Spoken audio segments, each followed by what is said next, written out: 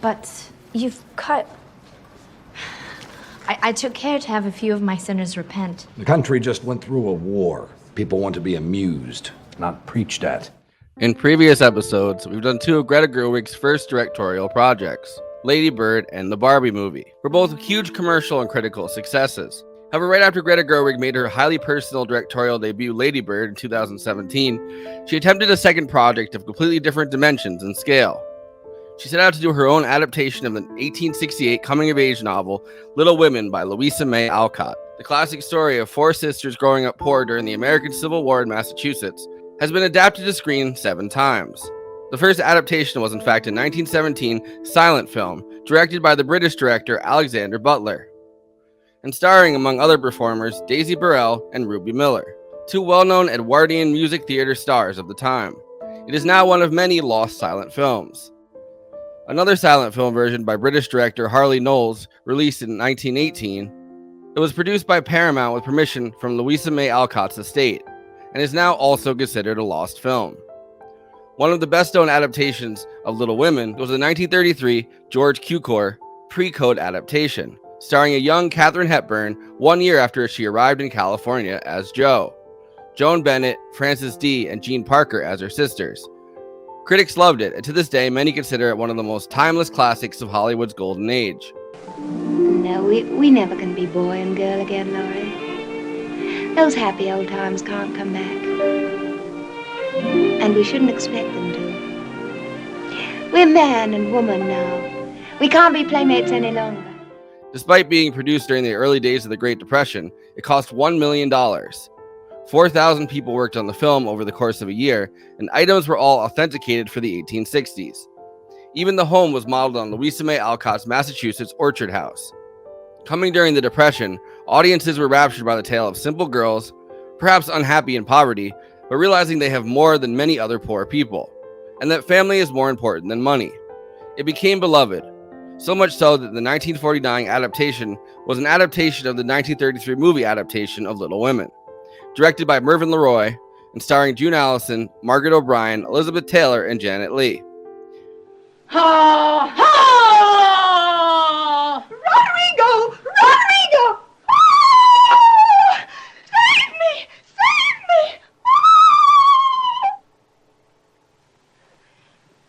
Ah! Rodrigo! Rodrigo! Save me! Save me! Save me! Ah! Save me! Peter Crawford and Mary Astor of Maltese Falcon fame as Marmee. Of course, the comparisons of the 1933 and 1949 ones were not as favorable as they hoped. Despite winning an Oscar for set design and being nominated for another Oscar for the color cinematography, the code also made the 1949 version tamer and toned down the intimacy. This comparison meant that for a few decades until 1994, nobody attempted to remake it as a film. Although it was made for TV and adapted in 1950, 1958, 1970, 4 times by BBC alone, 1978 for NBC, 1980, 1981 made into a 26-part anime series, and then adapted by Miyazaki for a different Japanese anime series, Tales of Little Women, in 1987. Finally, in 1994, Gillian Armstrong released an adaptation starring Winona Ryder as Jo. I find it poor logic to say that because women are good, women should vote. Men do not vote because they are good, they vote because they are male. And women should vote not because they are angels and men are animals, but because we are human beings and citizens of this country. The 1994 version of Little Women was the brainchild of the seemingly unstoppable film executive, Amy Pascal. Pascal spent 12 years shopping around for a studio, despite being vice president of production at Fox, head of development at Columbia Pictures, and president of Turner Films.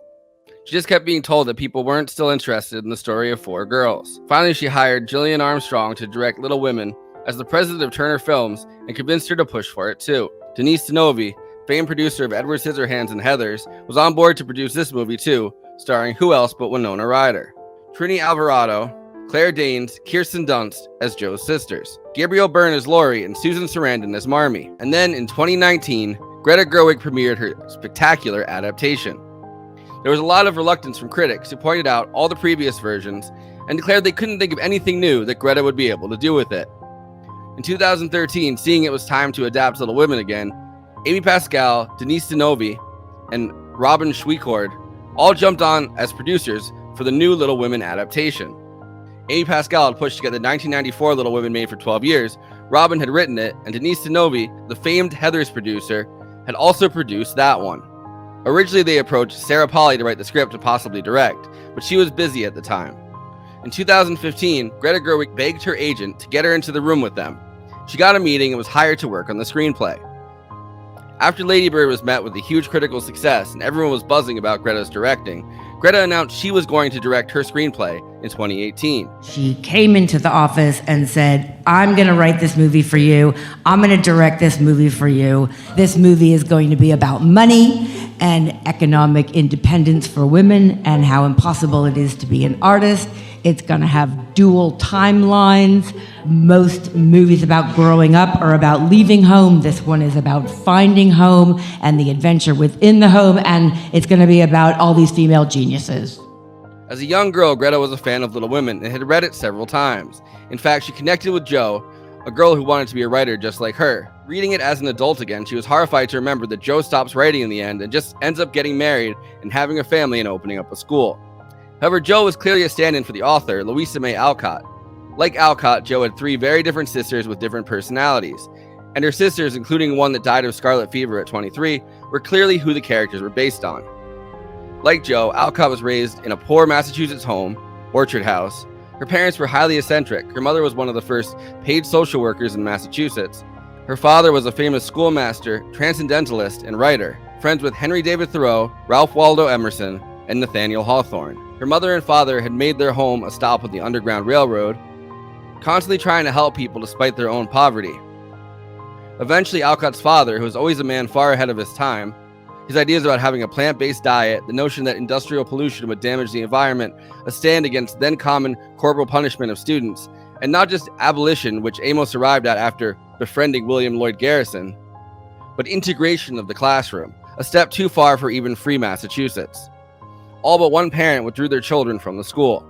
Amos and his wife, Abby May, brought their values, many of which would probably be called anarchists now, to their daughters, but none was more transformed than Louisa May.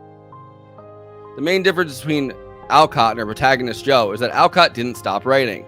She also never got married or had children. Greta Gerwig pored over Alcott's letters, her personal writing. Alcott had worked as a nurse during the Civil War, a role she has her character Jo, a tomboy like Louisa, wishing she could do. While acting as a nurse, Louisa began writing for The Atlantic from the front line. After a few months, she got sick with typhoid and treated with mercury, which would eventually contribute to her failing health in a couple decades. Her letters home were collected and put together as a semi-fictional book called Hospital Sketches. After her health failed, she left the war front and began writing Gothic novels for various magazines. What compensation? How do you... We pay 25 to 30 for things of this sort. We'll pay 20 for that.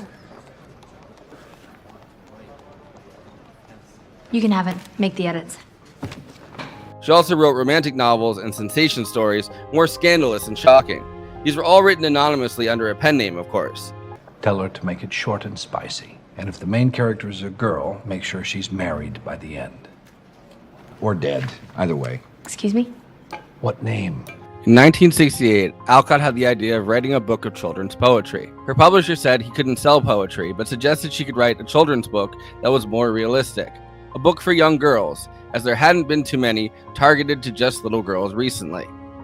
She wrote a few chapters of what would become Little Women, but they both found it dull, until her publisher's niece found the chapters and loved them. They became incredibly successful. Louisa wrote the whole thing very fast and was, well, shocked would be an understatement. The major change pushed by her editor, Thomas Niles, was that Jo had to get married at the end, believing he couldn't sell a book where the female protagonist ends up single. Trust me, if you decide to end your delightful book with your heroine a spinster, no one will buy it. It won't be worth printing. Well, I suppose marriage has always been an economic proposition, even in fiction. Greta Gerwig noticed the character Jo and Louisa diverged when Jo was married. It didn't seem fair, and Greta Gerwig set out to give Jo justice after 150 years by changing the ending. She cast Saoirse Ronan as Jo. She had basically played a young Greta Gerwig in Lady Bird.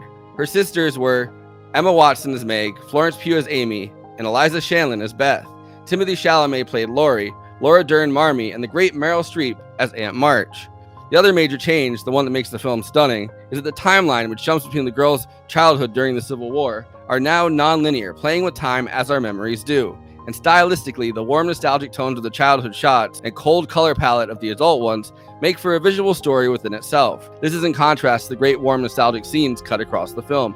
With some mishaps, like Amy almost drowning after falling through the ice and Meg's curls being burned right before a party, most of what we see is warm, comforting, happy.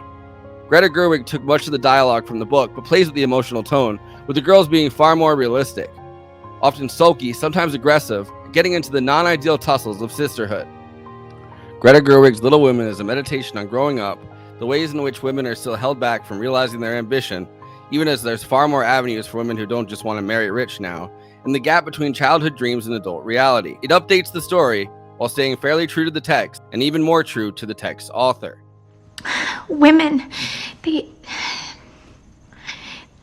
have minds, and they have souls, as well as just hearts.